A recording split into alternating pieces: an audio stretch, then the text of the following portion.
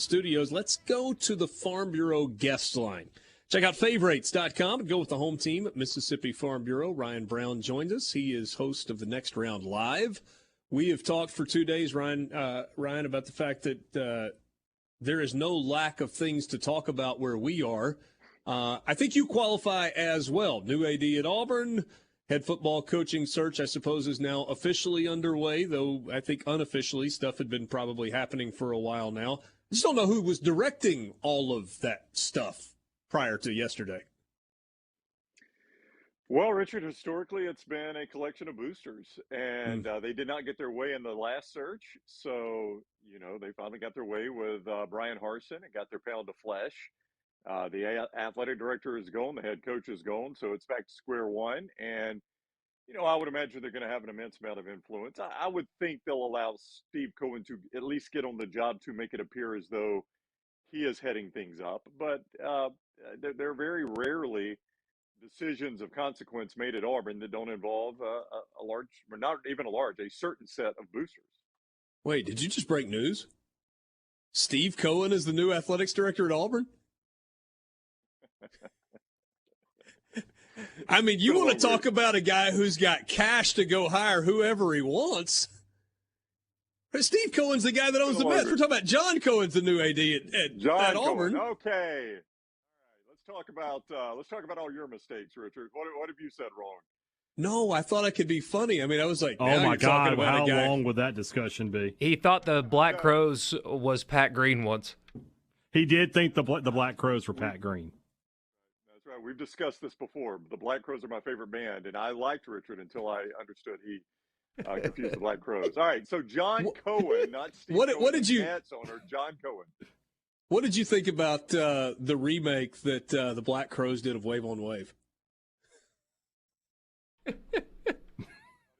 You know what their best remake You're off the rails. is? Yeah, I know. The night they drove old Dixie down. That's their best. That's their best cover. Ooh. I thought the greatest shade that has happened this year in college football that didn't get a ton of coverage was when they played Dixieland Delight in Neyland Stadium postgame. So it's interesting because obviously that song is done by the group Alabama, which is from Fort Payne, Alabama, but it talks about how great a Tennessee Saturday night is. It's a fantastic song, and Alabama fans, as you've experienced, have alternate lyrics to it. But, so I've heard. Tennessee, it's gotten Alabama students in a little hot water, and actually got the song banned from the stadium for a minute. But Tennessee fans have always said, hey, you celebrate to a Tennessee song. You love Tennessee so much. So the minute, and they had to wait a while, but the minute they finally beat Alabama in Neyland Stadium, you knew it was coming.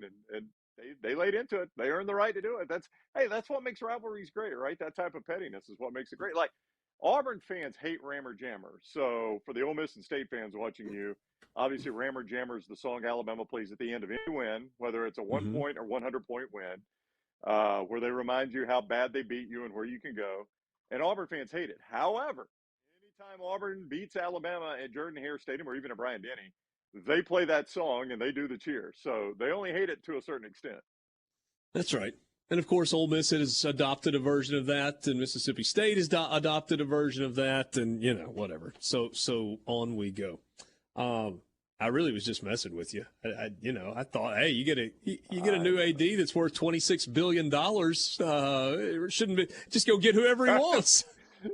That'd be a game changer in NIL, right? If Mark Cuban decided, you know what, I care about college sports all of a sudden. Yeah. Or if Tim Cook decided that. That's wild because a lot of Auburn fans, they love Tim Cook. Obviously, he's prominent, and he's made donations to the school, but I don't think he's gotten as active in athletics as – I know for a fact he hasn't gotten as active in athletics as, say, a Phil Knight has, where he's like, hey, we'll spend whatever we need to spend to be great, and I'll be the guy that helps us spend that. That's not Tim Cook. Now, he's made donations and he's helped, but it's not a – a T. Boone Pickens or a Phil Knight type situation with the Apple CEO in Auburn. Yeah. Let's go back to where we started before we went off the rails just a bit. And I think the autonomy conversation is a really interesting one. I don't know if you know John Cohen, if you've interacted with him much at all, No. but He's a big personality. He's a strong personality. He's strong-willed. He does not strike me as a guy that would do well as a puppet. And that's really fascinating to me, the kind of his personality makeup, with the idea that there are a handful of Auburn boosters, which traditionally they have been, that drive big decisions within the department. So what is that balancing act that John Cohen has got to try to pull off in the first 30 days that he's on the job? Well, I mean, it can be tough. If you look at the history of Auburn athletics directors, and I'll miss some here, but I'm going to hit the major points.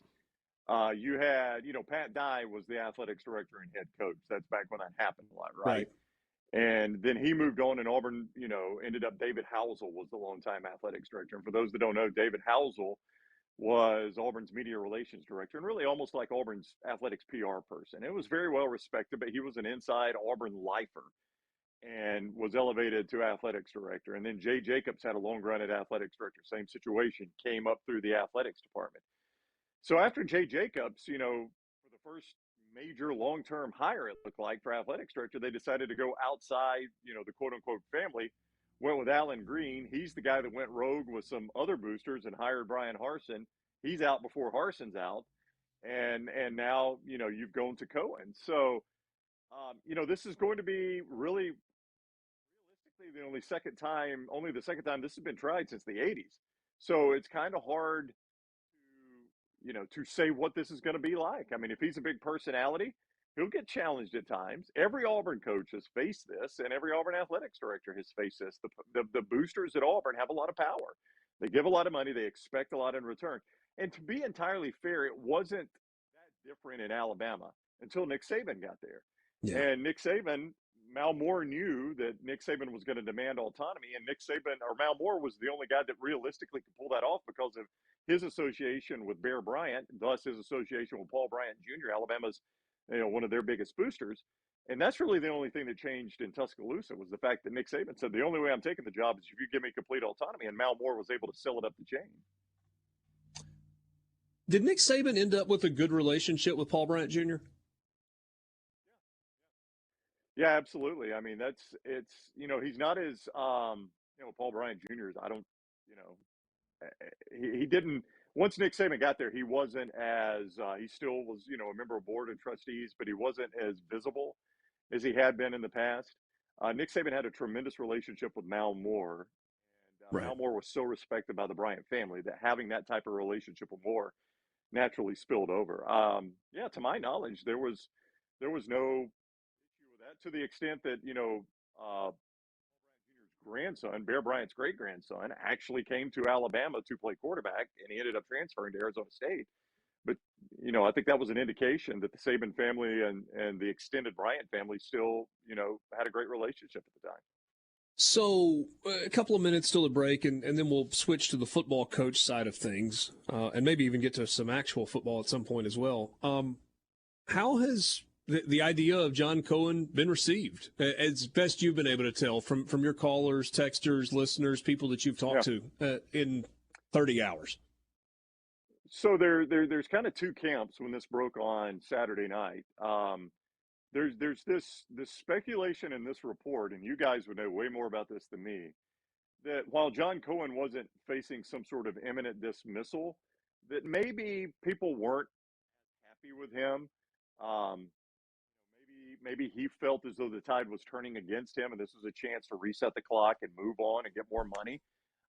And then there are those that point back to the contract extension, which I believe was back in the summer, June or July, where you got a $200,000 raise and a 4-year contract extension, and said, see, there's Mississippi State saying that's not true at all.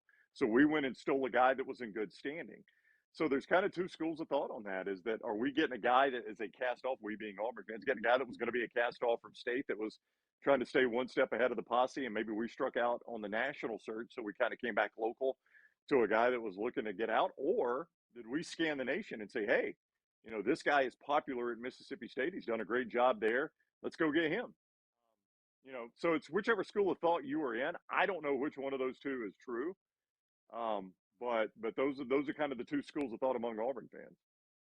It's interesting. I talked to some people that I think would know, said that Auburn took a swing at a couple of big candidates, sitting athletics directors at power conferences, and came up empty, but then decided to focus in on John Cohen.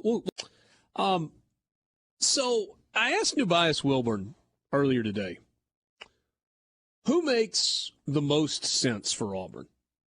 I'll ask you the same thing. Talk about football coach here. And that's not necessarily today, who do you think they're going to hire? I mean, I feel like if you answer that question right now, you're just guessing. Yeah. Unless you're way more connected than even I realize you are. But that feels like it would be a guess for anyone at this point in the game. But I will say, from your perspective, who makes the most sense for Auburn? Well, I'll put it this way on the guess part.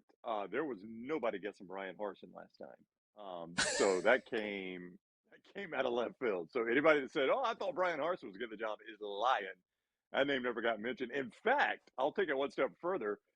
Our show is represented by the same people that represent Brian Harsin. And we didn't even know about it. They didn't even give us a heads up. So nobody knew that. Yeah. I would say the most sense would be a guy like Hugh Freeze. You're hiring Hugh Freeze in the Bruce Pearl mold, okay? A guy that has proven he can obviously coach in the Southeastern Conference, can coach at an elite level, perhaps in the Southeastern Conference. I think probably Pearl had proven that more than what Hugh Freeze did, though Freeze did very, very well, as you know, at Ole Miss. But a set of circumstances, and they're different sets of circumstances for Pearl and for Freeze, has them off the field and persona non grata, it seems, in the Southeastern Conference. That worked so well for Bruce Pearl. Could you catch lightning in a bottle again for Hugh Freeze? And I'll tell you what it's done for Bruce Pearl. Now, Bruce is going to a Final Four at Auburn and is paid very, very well, and they've got him locked down. As long as he wants to stay at Auburn, he could stay at Auburn. But you got to think, in the back of his mind, if an opportunity came along, he would think longer and harder about it than normal because of his loyalty to Auburn for them taking a chance on him when he was completely out of basketball. Now, Freeze is not completely out of football, and he's making good money at Liberty. But, I mean, you would have to think you got a guy that fills a debt of obligation to you for getting him back in the Southeastern Conference if you went that route. Yeah. Well, and there were layers to that. I started to say if things had not ended the way they had for Hugh Freeze, I think he probably would still be at Ole Miss. I mean, that was a guy who had a legitimate opportunity to go to Florida and kind of chose to stay put at the time. So we're talking 2015, somewhere in there. Yeah. On further review, he probably should have, but, Well, the weird thing, I don't want to seem like there was a lot of trouble in Florida, but the weird thing about Hugh Freeze is most guys in the SEC, most coaches in the SEC West, their stumbling block to Atlanta is Alabama. And Hugh Freeze actually cleared that stumbling block twice, and it was other things that tripped him up. Other that game at Florida for the game against Arkansas. I mean, it's just it was weird that he was actually able to clear the Alabama hurdle, but still couldn't get to Atlanta because of the other games. What about the Deion Sanders piece? So it's interesting. I think a lot of people look at Deion and they're like, oh, well, the guy can obviously recruit. You've got recruits that are telling the Auburn recruiting sites, if they hire Deion, I'm flipping to Auburn. I want to play for the guy. I think, he's done a great job of his team putting out videos that show him being the type of coach you would want your son to play for. I saw one today where he's talking about, the death of the musician in Atlanta. And he's saying, to his team, we could talk a good game, but it's always us. It's always us. We say our lives matter. We say we're 100, but it's always us, guys. We got to change and people look at that and they eat that stuff up. And then you saw him on game day Saturday. He was a great representative of it. I think the concern people have is he just able to stockpile all these great players in the SWAC, and his roster is so infinitely better than everyone else's? How can he not win? And he's not going to be able to do that in an SEC school. I mean, you can have a better roster, but it's not going to be, that much better than Georgia or Alabama or Tennessee or LSU or most any school. So when he's in that situation, how is he going to react? And I think that's the fear anybody has of Deion Sanders. It would be a fascinating hire. I'm not going to say it would be a 100% popular hire in the Auburn fan base. There's a coach at Ole Miss that I've heard his name mentioned a time or two. Lane Kiffin. Yeah. So, Lane's an interesting guy.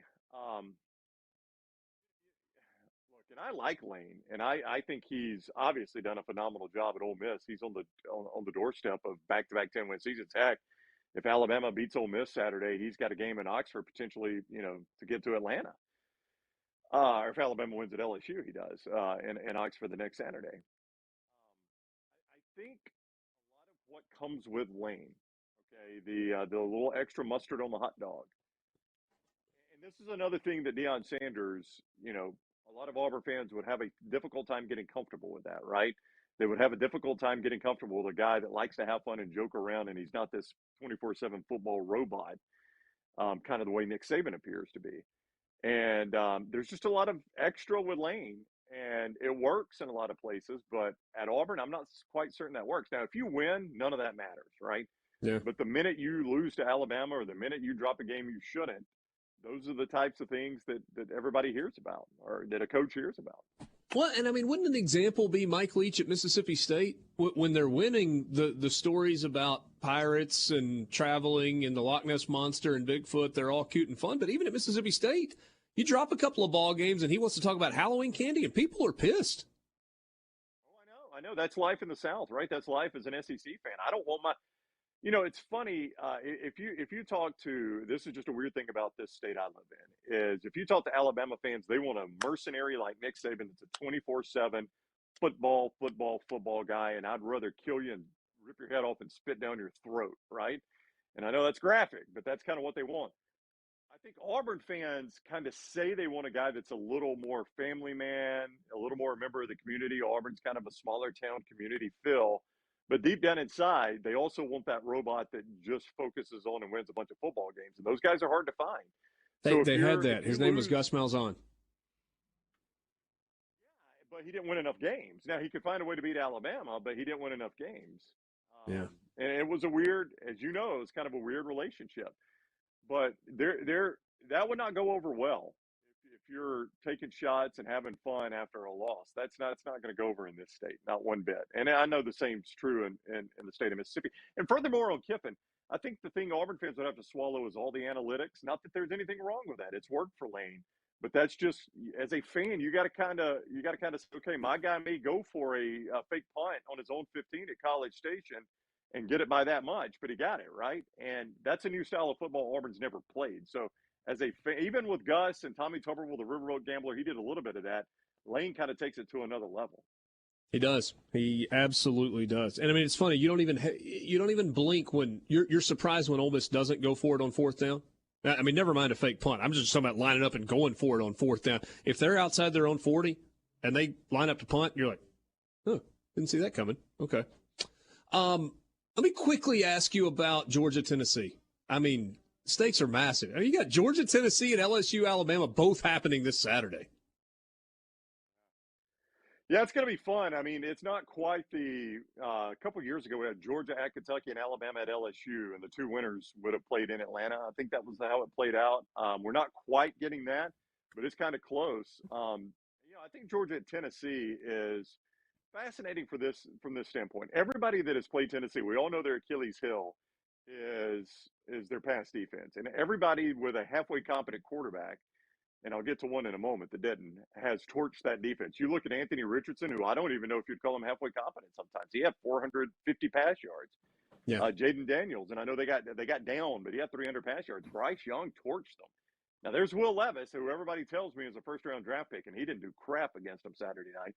But Stetson Bennett's a good enough quarterback, and they got good enough receivers, and Brock Bowers at tight end to stress that defense, and they run the ball well enough to force Tennessee to play the run. So, I think, and I'm sure you're familiar with the stat, Kirby Smart teams at Georgia that have given up more, I think it's more than 30 points, or 1-9 in those 10 games. So 30 points is that magic number for Tennessee where you start to put stress on Georgia. But I think Georgia's good enough to run it. Stetson Bennett's good enough to beat that pass defense. They'll be able to shrink that game a little bit, I think, and win.